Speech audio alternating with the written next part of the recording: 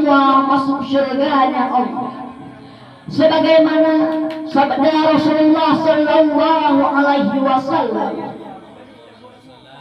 barang siapa yang menempuh jalan untuk menuntut ilmu, maka Allah Subhanahu wa ta'ala akan memudahkan baginya jalan menuju surganya Allah.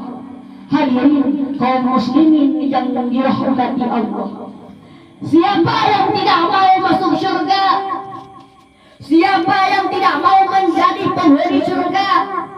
Kadang ada seseorang yang ingin menjadi penghuni neraka, mungkin beliau sudah terkena penyakit jiwa. Hadirin yang dirahmati Allah, dengan ilmulah kita tahu cara berubudiah kepada Allah. Dalam sabda Rasulullah sallallahu alaihi wasallam,